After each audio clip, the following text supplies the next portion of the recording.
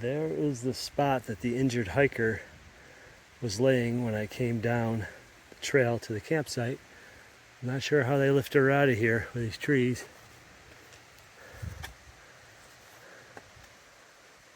But maybe they carried her down the trail a little bit. It seems to be a little more open just down the trail. Maybe they had a couple people carry her, 50, 60 feet down the trail. But yeah, that was where she was laying, right there. Good morning, campers. So yeah, back there, right there, that's the spot where the injured hiker was when I came down the Valley View Trail to the Valley View tent sites, which is a very steep and at times treacherous trail. I don't know what had happened. All I know is I came down and I could see there were 3 people. And I saw a red backpack with a white cross, like a first aid cross on it. And I could tell 2 of the people were search and rescue people. And there was one hiker, and she was kind of squatting. And I thought she was the patient. I thought, uh-oh, she had some medical situation or something. And they were talking to her, and there was camping equipment on the ground and whatnot. And so I slowed down, got closer, and one of the SAR people saw me coming and just kind of nodded, and I said, "Is everything okay?" And he just said, "Help is on the way." And I was like, "Oh." And then I said, I'm just going to scoot by. As I was scooting by, that's when I noticed for the first time that there was another hiker lying on the ground on the trail, wrapped up in a sleeping bag, except for her face. And they were talking to her. She was responding. So the other hiker that I saw squatting, she was her hiking companion, apparently. She was not the injured person. So I don't know if she fell and had, a serious injury, was in shock, potential spinal cord injury, something like that.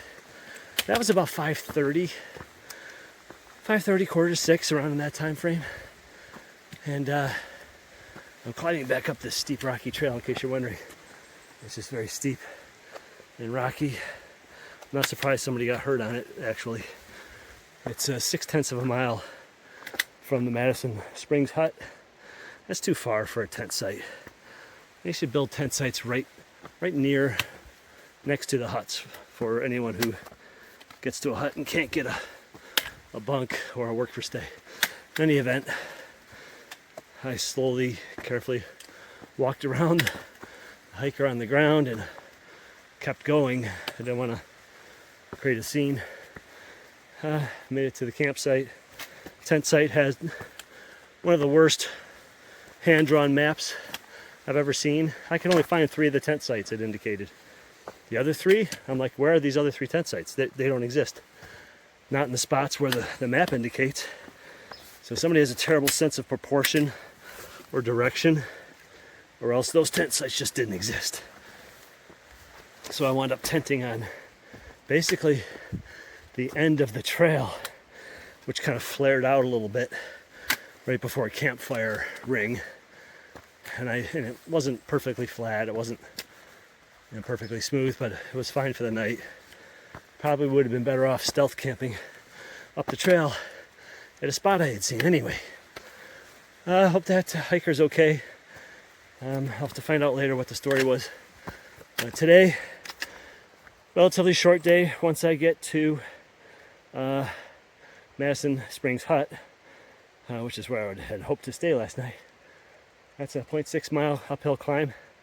Once I get there, I'll fill my water, and I think it's 7.8 miles to Pinkham Notch, where I'm going to get the hostel shuttle to the AT Barn Hostel in Gorham, New Hampshire. That's the plan. Okay, I'm now descending Mount Madison. I climbed it. It's a lot of climbing first thing this morning, about a mile altogether between the 0.6 from the campsite, tent site where I was last night, and back up to the Madison Spring hut, and then about another 4/10 or half mile or so up to the top of Madison, and now I've got to go down this stuff you see behind me. Very steep and all down along that ridge line that you see in the center of the screen right there. It's probably a good 3 to 4 miles of very steep downhill rocks, which is going to be rough on my feet. My sock liners popped a hole in the heel, so I didn't put them on this morning, so I just have my wool socks on, no sock liners. I hope that doesn't encourage blisters, especially on the downhill where your feet are really grinding into the sole of your shoe. All right, well, I got to get going. I want to catch that shuttle, 2:30 shuttle from Pinkham Notch Visitor Center if I can. Otherwise, I got to wait till a 4:30 shuttle. There we go. Nice suspension bridge. Whoa. Almost fell over before I even got started.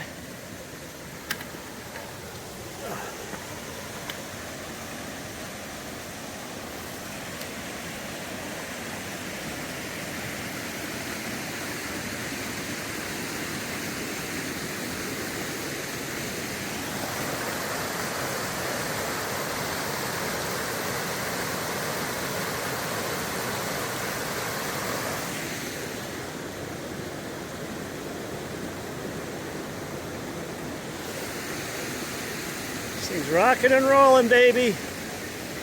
Rocking and rolling.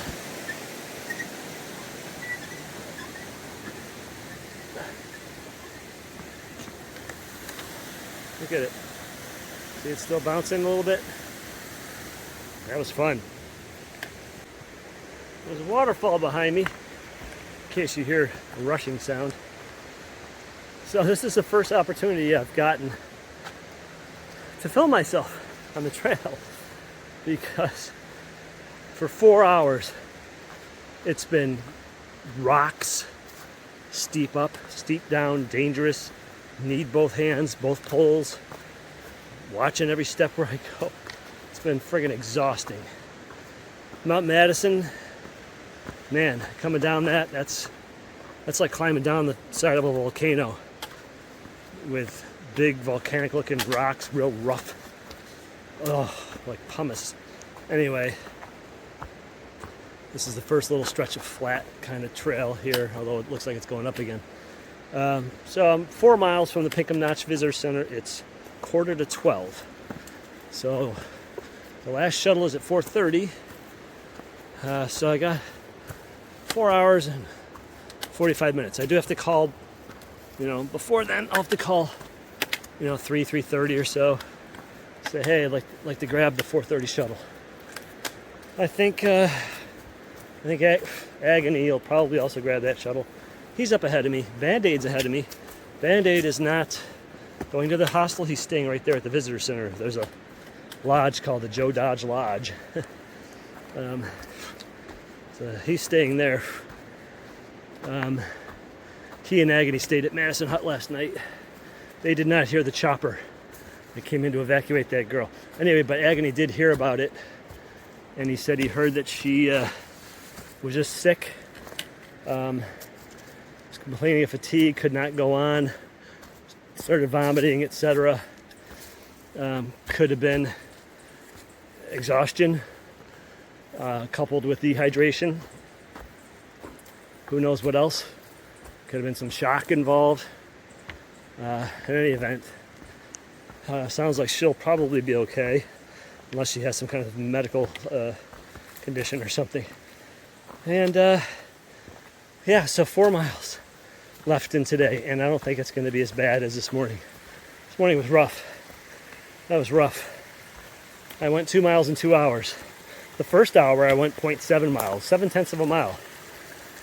Okay, so not even 3/4 of a mile in an hour. So think about a high school football field that has a track going around it. Track's generally 1/4 mile, right? Imagine 3 times around that track. Imagine it taking you an hour to go 3 times around that track, 20 minutes per lap. I mean, you could crawl faster than I was moving because it was so treacherous. And I was trying not to slip and get hurt, trying not to injure my knees.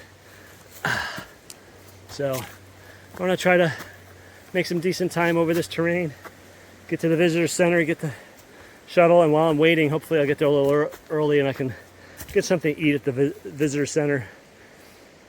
Something to eat, something to drink, relax a little bit, maybe use their Wi-Fi. So, hasn't been much to see this morning other than just rocks. Rocks, and more rocks. So, not terribly exciting as far as the visuals go, sorry. Well, I'm less than 2 miles from the Pinkham Notch Visitor Center. And the trail has gotten much easier. I think I'm going to make it there by 2 o'clock, which means I can get the 2:30 shuttle instead of the 4:30. Yay! Get to the hostel 2 hours earlier. I might even have time to have a little bite to eat at the visitor center. So, that was a hell of a hike. Oh my gosh. From Madison Hut all the way to the base of Mount Madison. That's brutal hiking, man. That was almost 3 hours of just brutal rocks up and then down. So, not sure what I'm going to do the rest of it today. Go through my resupply box, bounce box, run into town and get some resupply, do my laundry, get a shower, probably all those things between today and tomorrow. But I don't know about the slack packing. We'll talk about that again tomorrow.